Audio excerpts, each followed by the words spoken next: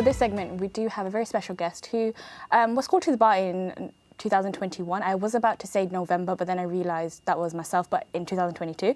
But he does have a background in law, but also he's got a background in politics shortly after. But I won't go into too much detail because I'll introduce him and let him do the talking. So we have with ourselves today Zahin Ahmed. Welcome to the show. Thank you for having me. You're very welcome. And of course, he is no stranger because he's been on Channel S before. You might remember him from, was it 3G Boss? 3G Boss, that's right. Okay, and how are you today? I'm really good. Nice to be back at Channel S. Alhamdulillah. And what's it like? I mean, you're back now. Are you catching up with everyone behind the scenes? Yeah, I was talking to some of the people behind Channel S who keep it running. Yeah. And it's always nice to be back here. You used to be one of those people. Yeah, I used to be a presenter here. I put a show together here, and I spent a lot of time in this part of East London. So it's always nice to be back. Feels at home. Yeah, well, it's good to have you back, alhamdulillah. And it's good to have you back on this seat because I'm going to ask you all sorts of questions. Let's today. go for it. So, I mean, why did you start 3G Boss? I mean, it was you who came up with the idea, wasn't it? What was the idea? So at the time, I think I was 15 years old. 15? At the time, yeah, I was 15. Wow. So this is back in 2014. Right. I met with Taz Sasa, who was the chief executive of Channel S. At the time, he still is. And he came to me and said, we want to do something that engages young people with Channel S. There's a block, and we want to fill that. We want to fill that block. And at the time, I was doing an internship with Canary Wharf Group in Canary Wharf, and I was an avid fan of Dragon's Den and Apprentice. And I Isn't everyone? Yeah, and I said, why don't we have these opportunities for our community? Now we've got Anissa going on Apprentice and so forth, but we never had that back in the day, where young people like us can aspire to actually do things like this. So I went to Canary Wharf with a plan and I said, I want to do something like The Apprentice with Channel S, and we need your help. And they said, okay, put a plan together and bring it to us, and we'll fund it. So I took a plan to Canary Wharf Group at the time, and I said, this is what I want to do, a program that is a blend of Dragon's Den and The Apprentice for our community that gives young people the opportunity to excel their business skills and take it onto the stage. And then the winner of that should either get funding from Canary Wharf or a job from Canary Wharf, and they were happy with it. Came back to Channel S and they said, okay, this seems interesting. You got our full backing, and thanks to the help of Taz Sasa and Farhan Sasa and all these amazing people behind the scenes, we were able to do something quite phenomenal for our community at the time. Amazing, amazing. And I mean, what was it like for you as well at the time? Yeah, it was lovely. I think it was a learning curve. It was my first TV appearances, doing TV shows here, presenting 3G Boss at the time. Probably did a better job than I did. No, I was terrible. I'm like 26 now. If you go back, and they might show it again. But if you go back and see how it was, we had a lot of takes, and I used to always get Farhan on my case saying, so was it recorded? It was recorded, yeah. So we couldn't do it live because of the technicalities around it, but it was as real as possible. The show was as real as possible, so it was actual tasks that they had to take out. It was judged fairly by the panel at the time, and the winner, we had a winner who then got a grant from Canary Wharf to start up his own community project. So it was quite good. Okay, fair enough. I mean, you were 15 at the time. Obviously, you're going to start college and things like that. Did you always want to go into sort of like the TV industry, or was I've always been very passionate about two things: media and politics. Right. Okay. And it got intertwines because obviously you need media and politics. Of course. And then I did law, so everything assembles together. Right. I think at the time it was something that I quite enjoyed as a passion and a hobby, and I did at the time, and I'm happy I did it because life gets so busy now you can't watch TV, let alone present a show. Exactly, but I mean, you're doing so many amazing things now. But before we get into that, of course, I understand you went to university, of course. You studied law. I studied law. Right? Where did you study law? I studied law at the University of London City. Okay, fine. Yeah. And then you did the bar course as well. Did you do it at City? I didn't do it at City. Okay, I did it at the College of Law. Why did you change? City was very hard to get into, I'll be honest with you, and then the course was very tough. Okay, fine. And did you always want to become a barrister?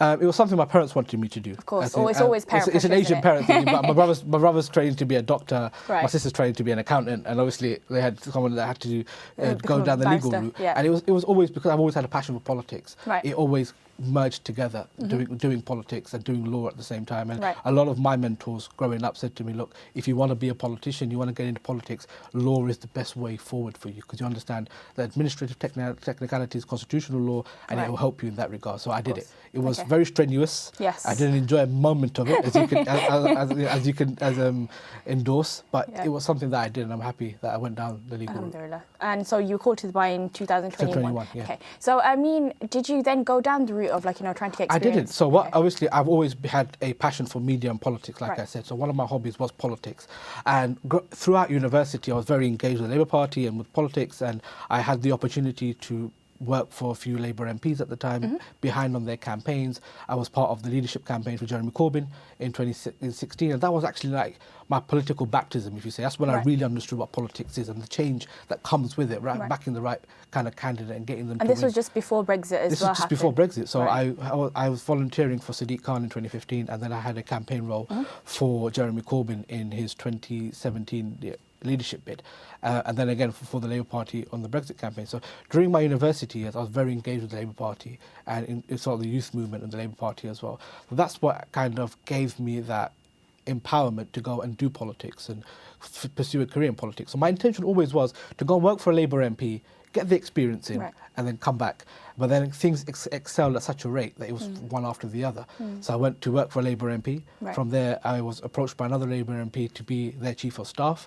And then from there, I was approached by the deputy leader of the Labour Party at the time, Angela Rayner, to say, look, we really like what you're doing. Do you want to come in and help us win an election? So we went from that to actually working for the deputy leader of the Labour Party, who was the leader of the opposition at the time, and then coming into power in 2024, being part of the election team for the Labour Party and winning the election last year. Amazing. I mean, you're 27 now, aren't you? 27, I think that's a lot of work that you've done. It is, as in my friends always say, you live the life of a 40-year-old. Right? Yeah, I was going to say, because that's a lot of work to be, I mean, if you've been called to the bar in 2021 and now it's 2025, that's a lot of work, and being, you know, I wouldn't say promoted, but from going from one role to another role to another role is really difficult. It is, But you say you're passionate about politics as well as media. Is there any reason why exactly you're I think politics and media are two things that shape the narrative in our communities and in general. As in, if we in the media, a lot of what we say and do reflects on how people behave. Same with politics. You know, we can make one decision that can impact someone's life. Of course. We can say one thing on television or on social media that can also impact someone's life. So I always say that media and politics are vital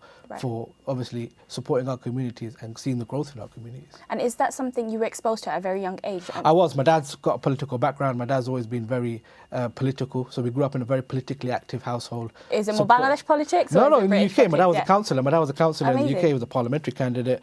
So we've always grew up in a household that's always out campaigning and people over and always talking about politics. That's where I had that kind of motivation to go and do politics, and seeing what my dad does and the impact it has on ordinary people. As in, he would literally wake up on a Saturday morning, go out campaigning, do surgeries, do casework at home, and it actually has an impact on people's lives and people actually benefit from it. So I looked at politics from a different narrative where firsthand how much of an effect it can have on people. And that's why I wanted to go into politics. Okay, fine. And now that you are in politics, what's your idea of it? I think it's interesting. I think it's changed. I think my understanding of politics has changed greatly from when I was at university to now.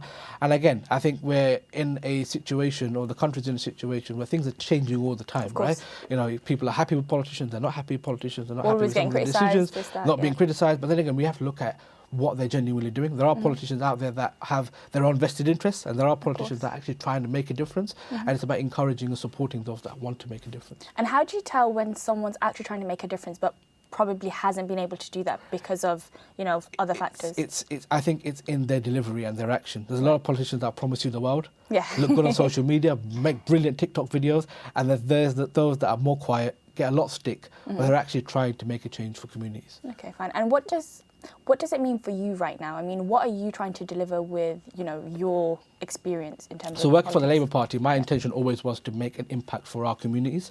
So working for the Labour Party, I saw firsthand how the Gaza negotiations happened, and being able to sit in the room when these decisions were being made with the Secretary of State, with ministers, with the Palestinian ambassador, and the fact that we actually have Palestinian recognition now is part and parcel of the movement that's been created for people from our community and the pressure that we've had.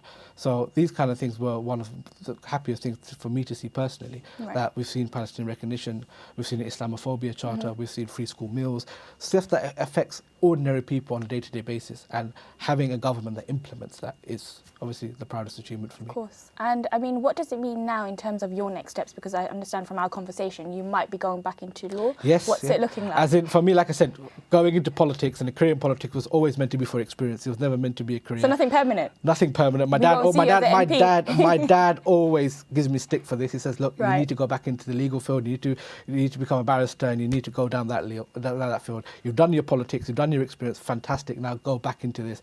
So ultimately, I would like to go back into practicing law and go back into practicing as a barrister.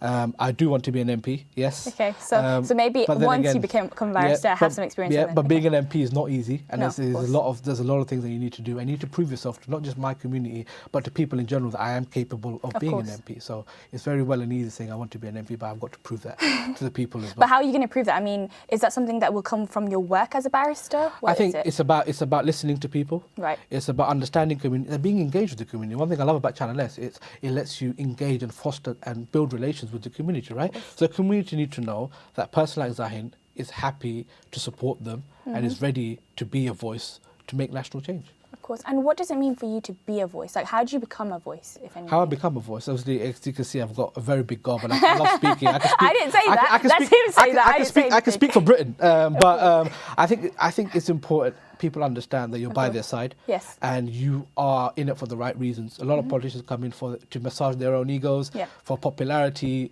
to make brilliant TikTok videos that get millions of likes. But then again, the real job is representing people in Parliament, building that change that we were talking about making sure people's casework's done, that we have a seat at the table where decisions are made that affect us.